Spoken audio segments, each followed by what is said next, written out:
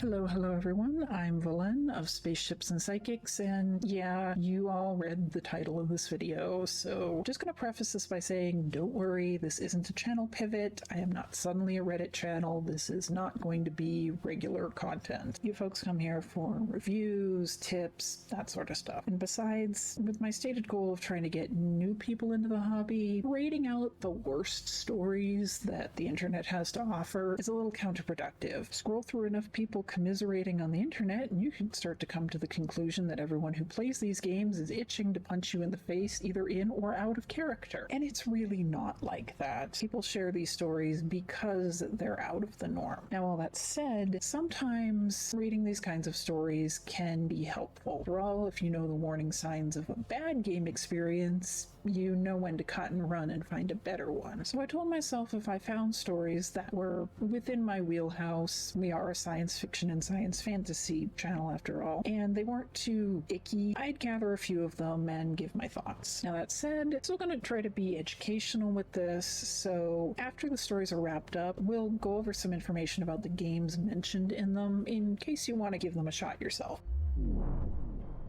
Now, onto our first story from Evil Burrito 559. So I'm fairly new to running tabletop games, and I chose a system I had been interested in for a while called Lancer. Me and my roommate, who I'll refer to as Baylor, both knew a fair bit about the system, so we got a few friends together to play. I chose to run one of the pre-written campaigns, though it didn't come with any maps. I'd planned to draw them on my own, but Baylor insisted on it, as he was a game design major. The start of the campaign went over pretty well, with a basic combat tutorial and the characters introducing themselves. Skip to 1 or 2 sessions later, and problems start to crop up. Another player, Iskander, was very new to this game and needed her hand held a bit when it came to learning the system. That's fine, this is all our first times actually playing, so I expected to give everyone a hand. However, Baylor was very eager to help out Iskander at every opportunity, even talking over me when I tried to explain things. He didn't act like this for anyone else though, only when Iskander had a question. By maybe session 5 or so, I had definitely gotten into the swing of things. I was less shy about the role-playing, spun the story to give the players a bit of a chance to show off, and started 3D printing terrain pieces to give the map a bit more life. However, I still had a few slip-ups, and Baylor was very quick to correct me on them, but only after I had realized and explained to the group, butting in with a quick, "Yeah, I knew that, and I meant to bring it up." By this point, I was also drawing my own maps, but Baylor often had some suggestions, like how there had to be these 4 pieces of dangerous terrain right here, and also getting mad at me for using dice to represent my enemies since I didn't print out tokens. I think the last straw for me was crapping on the terrain pieces I tried to make, telling me that green wasn't a good color for outdoor terrain and that I should have done gray instead. After that, I had more or less lost my enthusiasm for that campaign and basically made up reasons why this next week's campaign had to be cancelled. After a while, I decided to just put the whole thing on hiatus, saying I wasn't up to it. And almost immediately, Baylor tries to jump in, saying he could run the campaign instead, even though pretty much everyone agreed it would suck to have him leading the whole thing. After all that, he still tried to start a new campaign, though pretty much nobody wanted to play, and if I do try again, I definitely don't want him in it. So this is something that can crop up quite a bit with first-time GMs, and it is brutal. You're doing your best, and you end up with one of these players that is just looking to undermine you. And I mean, we can see what Baylor's motivation is, can't we? And no, I don't just mean Iskander, though that's really blatantly obvious. He's a game design major. This entire thing is him trying to look smart. The GM does something wrong, and he doesn't take him aside, let him know. He doesn't even call it out at the table, which I don't recommend doing, but if it's something that is, majorly catastrophic, like somebody's gonna die because someone misinterpreted the rules, sure, call it out there. But not even that. It's after the GM has caught their own mistake and explained it, saying that you knew. There is no reason to do that. It's been corrected. It's been apologized for. At that point, it is just purely trying to look smart, not letting the GM do his own terrain, either insisting on doing it himself or insisting insisting on giving suggestions that were never asked for, getting pissed off about the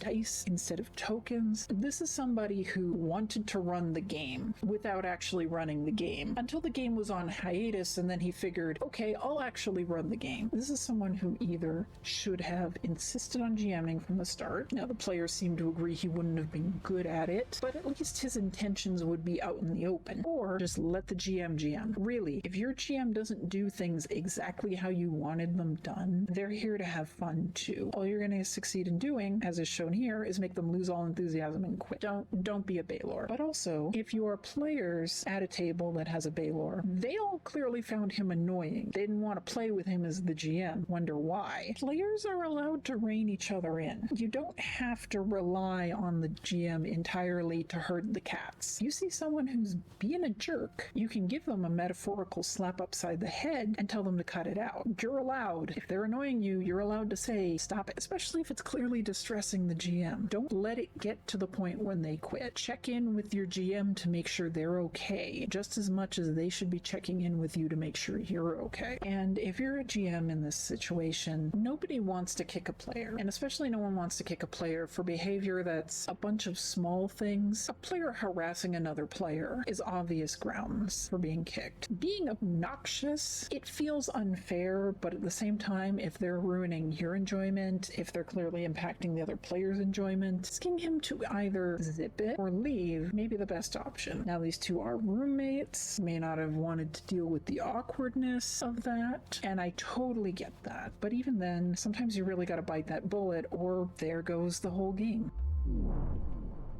Now, for our second story, there's a part 1 and a part 2. However, I'm not going to be looking at part 2. It's pretty far outside my wheelhouse, and there's not much difference between the two parts. It's just the same problem repeated. Part 1, on the other hand, while the game itself is stretching the limits of what I cover, the story itself is well within my wheelhouse. You'll see. From JoeCare19, I arrived to a community where they didn't openly roll dice, but I still offered to do a one-shot of Call of Cthulhu. One of the players was already exposed to a few of the classic scenarios through watching people playing The Haunting, Mr. Corbett, and other popular modules. So let's meet the party. There's Kathleen, who was our local artist, and she was doing the art of the game that we were playing. Chad, who was playing as a private detective, and they had apprehension regarding TTRPGs due to bad experiences. And then let's introduce our protagonist. Let's call them Jason. For the game, Jason's concept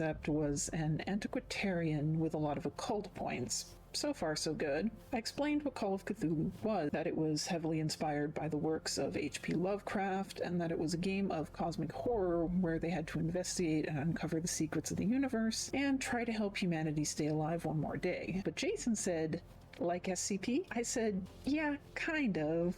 Like, picture it in the 1920s, and it's not an organization, but private individuals. Jason had a massive obsession with SCP, and that's the only thing he would talk about. We could be discussing real-life matters, and he would bring SCP-5532 or something out of the blue, but I decided to give him a chance. Maybe he was shy and had difficulties with social cues, so I ran a homebrew scenario about a girl who was kidnapped, and the PCs were asked to help find her, since all the PCs knew her and were friends of her family. At first, it was your run-of-the-mill Call of Cthulhu game. Go to her home, gather clues, discover the trail, follow it, and so on. Here's where things kind of started to go haywire. So even though I had checked Jason's character sheet, his character didn't have a name. I asked him why that was, and he said we should just refer to him as Doc, since Doc is also a name. I thought it was kind of weird, but okay, I rolled with it. I noticed that Kathleen's PC was only carrying a notebook and some pencils. Chad was the guns guy, so he was carrying a short snub pistol, but Doc wasn't carrying anything in his character sheet. Bear this in mind. The PCs arrived to a place where this girl had been taken, and they discovered occultist paraphernalia, pentagrams, candles, the whole shebang. I asked Jason to do an occult roll. Success. I'm about to explain to him what the tools in front of him were and what they were used for, and then he opened his mouth. Clearly these artifacts were used by a higher level of intelligence being, such as the Great Intelligence, or perhaps a proto-Cyberman went back in time and tried to turn Rachel into another Cyberman. The players went quiet. All I could say was, oh no. Hello there, I'm the Doctor. We took 5, and I tried my darndest to explain to Jason that Dr. Doctor Who didn't really match this game and that he had to be original with his character. He said, sure, no problem. As the PCs kept advancing, they reached a seemingly abandoned house, and when trying to pry the door open, I told them they could either do a lockpick roll or a strength roll, to which Jason declared, I used my trusty sonic screwdriver to open this, and he proceeded to roll. Even though he succeeded, I explained to him that he wasn't playing the Doctor. When the final encounter happened with a bunch of deep ones, he insisted they were hats, that he had helped them when he got cloned, or that they were Satyrians from the Vampires of Venice. By that point, the rest of the gang was a bit tired of him insisting on playing the Doctor, but he wouldn't listen. By the end of the adventure, his character got killed, but he insisted he had regenerated into another Doctor. So, this guy. Trust me, I have media obsessions. Be it a book, a show, a game. Some things just bury their way into my head and set off all the nice happy brain chemicals. It becomes the expanded media equivalent of having the same song on repeat the entire day. And yes, I will randomly drop my faves into conversations. I have done this. I have very patient friends and family who put up with it. That said, we've all been there. Baby's first roleplay character often tends to be a thinly veiled version of one of our faves. The keywords there, however, is thinly veiled. If I wanted to reach back into my childhood and decide that I'm going to play a adult version of Lilo from Lilo and Stitch, I could do that. There's nothing wrong with that. I could take this, say, college-age girl, didn't have a lot of friends growing up due to oddball hobbies, probably still into creepy dolls, maybe she collects them, maybe she customizes dolls now. People might be buying her custom monster dolls for $300 on eBay. And depending on the setting, she could even have some sort of strange alien familiar. But that's the key thing, depending on the setting. When I introduce her to the rest of the party, her name is not Lilo, and her adventures were not the movies and the TV show. You can take your favorite character and use them as a template, but a template is all they are. You cannot twist the narrative of the world you're in to suit them. You need to adapt them to suit the world. And that's the problem here. Now, the GM did everything right, kept gently correcting him, doing his best to keep this guy from Doctor Whoing all over the place. He just didn't listen. And as I said, there's a part 2. He actually let this guy into one of his games again and gave him a second chance. Unfortunately, it was second verse, same as the first, but some people just will not listen and will not learn. So, moral of the story, inspiration is fine, but don't be a Jason. Now, our third story is very short, but it found its way onto the episode due to sheer what-even factor. From Misanthropic Succubus. So I attended a game at a friendly local gaming store where a weird conversation broke out while I was buying stuff. There were people playing Dungeons & Dragons, doing a session 0 in the background. A person was talking about how he liked Warhammer, and another player told him he shouldn't play it because Warhammer 40k is for fascists, and the other player should stick to Dungeons & Dragons and sell the Warhammer minis. The Warhammer player laughed and disagreed. Then out of nowhere, the second player got up and punched the first player. The dungeon master was shocked, and so were the other 2 players. The second player was escorted and banned from the store as he screamed, "You allow Nazis at this store!" So, I feel like I don't have to say don't punch other players, but I'm gonna say, first off, don't punch other players. I don't care what happens in the game, it is not grounds to punch somebody. If you are throwing hands at the table, it better be because someone else is in real physical danger. Now, I said I would describe the games that were in these stories near the end of the video, and I will, but for the purposes of the post-story discussion, for those uninitiated, Warhammer 40k takes place in a universe that sucks. There are no good guys, everything is awful, your only real choices are bad or worse, and there's some debate on which one is which. However, Warhammer 40k is a war game. It is an incredibly bleak setting that is a backdrop to the tactical combat. Just because you like collecting the miniatures of horrifying chaos creatures and the tactics of setting them loose on your opponent doesn't mean that you're some sort of horrible monster in real life. While the average 40k character is a walking war crime, it's the kind of stuff that you can't take seriously because it is that messed up. Saying that someone's evil for playing Warhammer 40k is like saying that someone's evil for playing horror video games. Don't be that guy. Even if you really don't like someone's choice of game, don't be that guy. I feel like I shouldn't need to tell you not to be that guy, but just in case I do, don't be that guy. Featured in our first story, Lancer is a mecha TTRPG from Massive Press. A Kickstarter for it was launched in April of 2019, and it released in November of the same year. Described as a mud and lasers game with a mix of military science fiction and mythic science fantasy elements, players take on the roles of mech pilots who could be fighting together for all manner of causes or just to better their own place in the galaxy. Lancer is typically distributed in PDF form, but if you'd like a physical copy, limited print runs do exist. Featured in our second story, Call of Cthulhu is a cosmic horror TTRPG from Chaosium, using Chaosium's basic role-playing system as a basis for the game's mechanics. First released in 1981 and currently on its 7th edition, the game is based on the works of H.P. Lovecraft, where you're just as likely to lose your sanity as you are your life. You can find it in many places that games are sold.